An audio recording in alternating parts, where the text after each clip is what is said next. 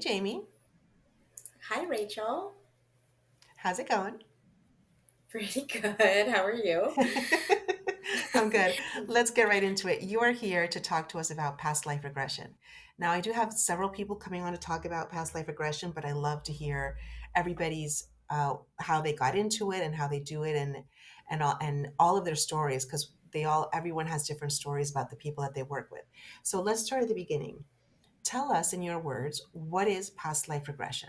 So, past life regression is speaking to the individual's soul's memory and recalling past lives, past experiences, and moments. And this typically, at least folks who come to see me, is used to help either bring forward or release things that are affecting the present lifetime. Okay, that was perfect. So when I was around 14 or 15, my parents read Many Lives, Many Masters, which I think is the one book that blew up. I'm not sure, you're 36, so you're younger than I am, but that was, I think, the first book that kind of blew up in terms of past life regression. And it was so controversial in a way because this was a psychiatrist, making these claims. So that was when I first heard about it, and I immediately believed in it. It's like I knew I didn't have to be convinced of it, of this existing. How did you come across past life regression for the first time? How did you find it? I found it, I've always been like obsessed with time, just in general. And I would always make jokes like, oh, like if I'm late, I'm on my own time. Like I'm on time. It doesn't matter. And so my friends knowing this, and we would talk about just kind of spirituality and different beliefs. So my friend one day came up to me and was like, hey, you like time? Have you ever heard of past life regression? And I was like, ooh, because I'd always make jokes like, oh, in a past life this happened, or in my next lifetime I'll do this. And so they're like, you could literally visit a past life or a future life if you know, go to this thing and do this experience. So I heard about it, but even at that point, like I didn't dive inside of it. That was the first time the concept was introduced to me. Okay, and then what happened for you to get into it and actually have your first experience? Yeah. So I initially was certified in hypnotherapy in 2020. I'm my day job, my typical job is I'm a mental health therapist. And so I was using hypnotherapy in trauma work and in a lot of trauma therapy. So mostly in this lifetime, right? And the folks in which I was certified also offered past life regression training. And at that point, I was like, oh, like, I don't really know why I necessarily need to get trained in it because folks are coming to me to work on present lifetime issues. And it wasn't until I was like, yeah, but I personally just love this concept of past life regression just because I'm curious. So I kind of just got certified in it just because I was curious about it and I wanted to know more about it. So that was the year after in 2021. Okay, so you're still relatively new to this. Yeah. What was your first experience like when you actually regressed, if you can tell us about that? Oh, sure. Well, and I actually did a past life regression session prior to being even certified in hypnotherapy a few years prior to like 2020. So I did a past life regression session and that was helpful on a couple of levels. So I had been working like with a shaman for other spirituality things just on my own. And I really was like, my in my family, I had a couple of family members, and like my husband and my stepson. It seems like there were they were experiencing like physical symptoms of things that like didn't make sense for this lifetime, right? And so I was under the impression I'm like like there's something else going on, not necessarily connected to this life because there really wasn't medically speaking anything that was connecting, right? So I did a past life regression and it actually helped kind of bring a lot of clarity to what these like physical symptoms were going on. I I was able to see that my stepson was a part of my life in this past life And in that past life, he dies at this particular age that he was at in my present life. And it was so interesting because, like, the verbiage and like the descriptions of the symptoms were really similar to what he was saying in this present life, but it just didn't make any sense, right? He would just come up to like me and my husband and be like, I feel like I'm gonna die. He's like, I know I'm not going to. This doesn't make any sense, but I just feel like I'm going to, and like this hurts, and I don't know why.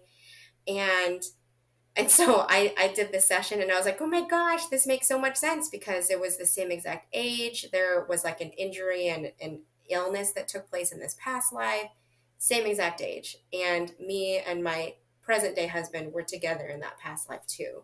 So it just kind of bridged some of those gaps that I was like, it's not making sense for this life. Does that make sense? Yeah, it does make sense. It's very cool. My son is 15, and when he was around 8 or 9, he started pulling on the collar of his shirt. I would buy him t-shirts and like with a round neck, and he would constantly pull it down and pull it down. And he had some like nervous tics when he was a kid, but mostly they were facial things, or with his hands. This was different, and I would get him V-necks to make it like easier for him.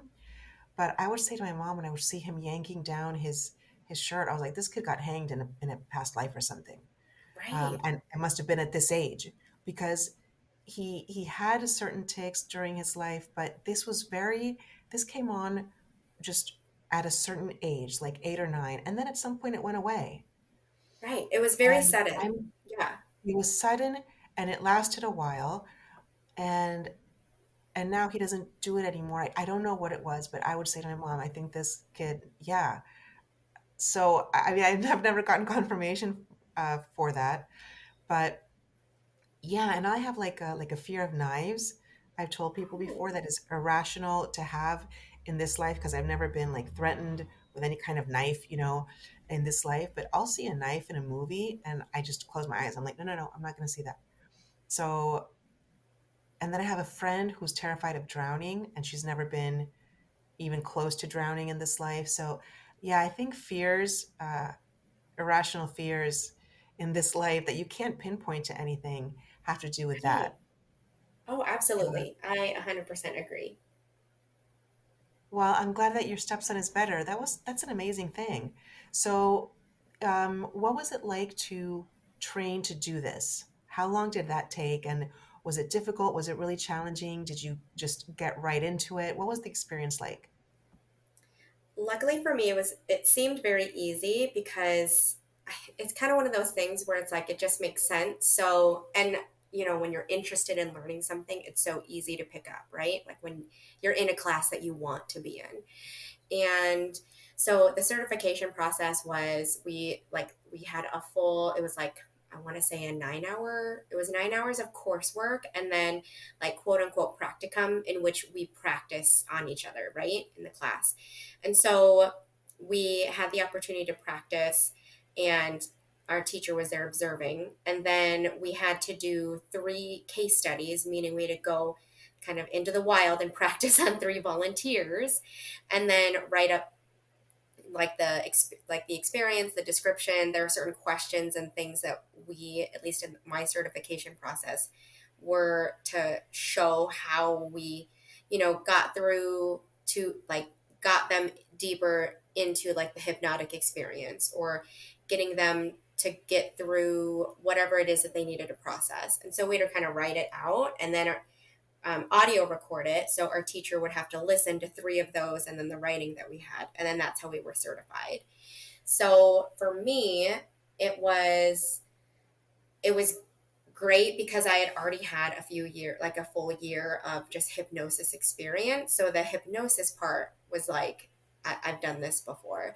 It mostly was just kind of picking up on little nuances of how to ensure they're in that deep state of trance and how to navigate, because we're dealing with people, so it's very subjective. Each session is so different, and you can't prepare for it until the person is in front of you.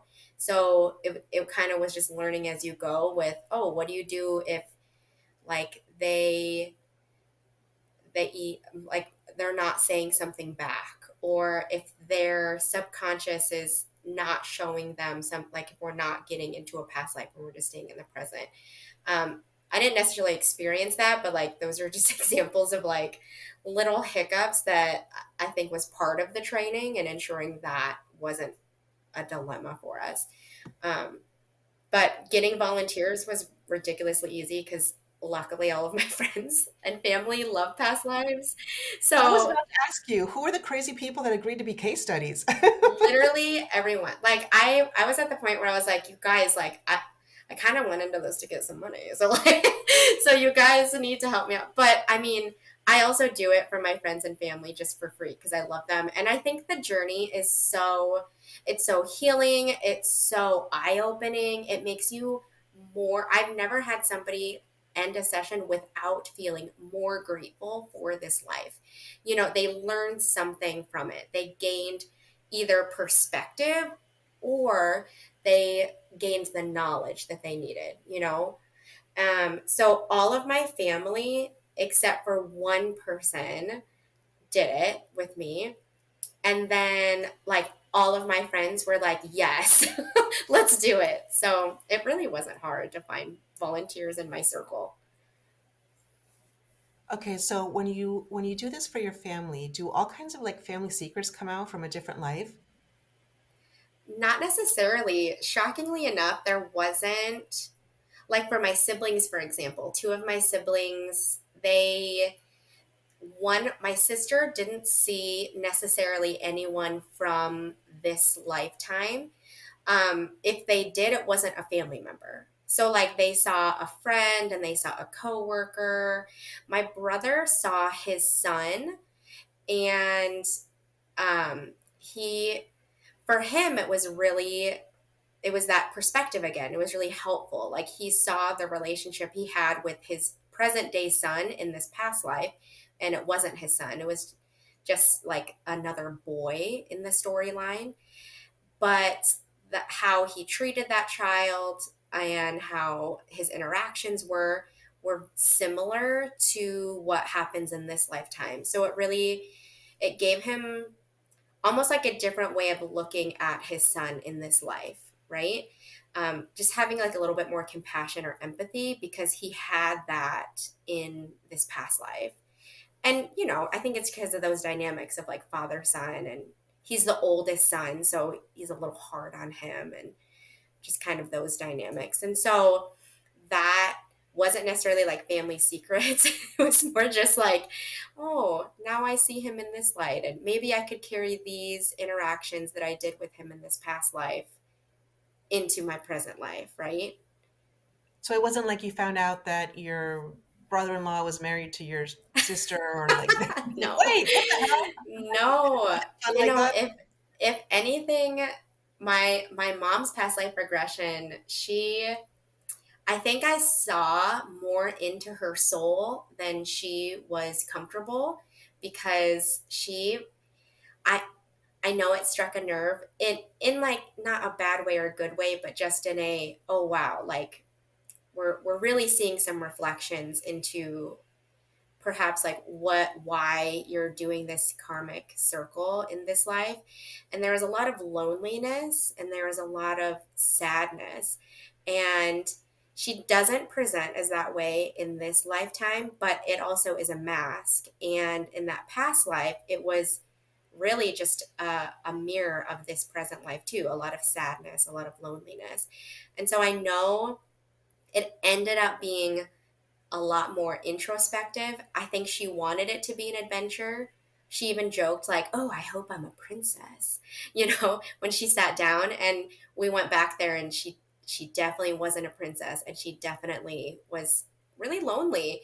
And so you know, I'm her daughter, so it's probably hard for her to open up on that level. But in the end, I was like, so I kind of noticed some mirrors in this and this, like your mom in your past life and your mom in this life. And she's like, oh, I don't know. And she just was a little curt. And I think it went a deeper than she thought, and it was less quote unquote fun than she realized. Um, But, we lived to tell about it. She wasn't upset. She just was shocked. Yeah, I can imagine that what is revealed might be too intimate to have happen with a family member. I think if I were to do past life regression, I would want it to be with a stranger who doesn't know, the intimate circles of my life, and so I understand. It also might be like you said, that she thought it was going to be some kind of fun thing, and no, it was actually about growth, and not everybody's ready for that. And so it wasn't what she Right, thought it was going to be. It might have been just that right. also. Yeah, I And think it was a mixture of it. Yeah. yeah. And the family member that didn't do this with you, is it because they don't believe in it? No, they do believe in it. My parents are both very Catholic. So my dad, so obviously they're open-minded Catholics, but my dad is very much like, well, if I need to know it, I'll know it. And so he's like, if it comes to me, it'll come, like I'm not going to go searching. Oh, okay. But just in speaking to him, just as a family member, we're all very close in my family. I know he believes in it, and it's not necessarily scary, but he's very much like, I have what I need. He's kind of a simple man, and and it's okay. Yeah, that's also really intelligent that he knows what he needs and what he doesn't need. Yeah. Um, someone might look at that as, well, he's not growing, he's refusing to grow, but it might just be that he's fine where he is. Yeah. So, are there any like crazy stories you can tell us? Crazy experiences? Oh gosh. So I was trying to even think when I was preparing for this because, I tell every client who sits down with me, I say it's first of all an honor that you're choosing to have me do this with you because truly it's like you and I are on this journey walking through your subconscious together, right? And you're allowing me just to come and be a part of this. And so I have a couple that I was thinking of. One, somebody, and I like to share this story because it's good to experience how different hypnosis is for each person. So a lot of the folks that I work with are very visual, meaning they will see like this person in front of them, right? They'll see the house, they'll see where they're walking or what they're holding or who they're talking to, right? This particular client, and I didn't know until the session was over, they said so, they only heard what was happening the entire time. They're like, I didn't see a thing, it was black. But every question I asked, they were like, the answer that I gave you was because almost like a voice, maybe a spirit guide or maybe their subconscious, who knows, was answering the question for them, saying, okay, so this person is walking by, or you're about to fight in a war. And so he's like, okay, I'm fighting in a war. And then I'm asking questions like, what are you wearing? What are you holding? Who are like, what do you see? What's the architecture? Da, da, da. And every answer was whispered to this person. So I found that absolutely fascinating because I'm very visual when I go into hypnosis or into past lives. So I see it. I'm like, yes, very like movie like, right? First person. Um, so I found that fascinating. But other interesting stories is this one client. We went to a couple of lives and we went into the future, which I thought was very fun. So we went to two future lives, and they not only were in the future, but they were on different planets and different, like, I can't think of the word, species, aliens. I don't know what the right word is, but one of them, it was like a water like being where it was like a planet where they lived on mostly in the water, but they could come out of the water, and there was a war, and just kind of describing the war between kind of planets and other beings, right? And then we went into another, it was in the future, but it was before that water lifetime, right? So then this one was more animal like species. And so this particular person was like almost cat like the way they were describing it. So like these really like giant. like a giant cat, big ears, and like a larger than life species compared to like our Earth species, right? And so that particular planet went extinct in this war, and that water species was the life right after. And it was fascinating because after session, when we're debriefing, like, oh, wow, what did you think of XYZ? Da, da, da. They were like, what's funny is I would dream about that cat like creature that I was. She's like, I would dream that all the time growing up. I would constantly just wake up from a dream, like almost sad that I didn't have those fluffy ears, and like sad that I couldn't run as fast as I could.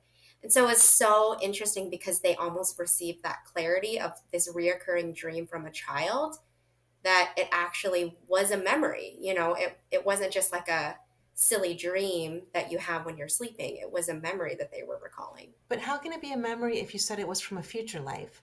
That I didn't get. Right.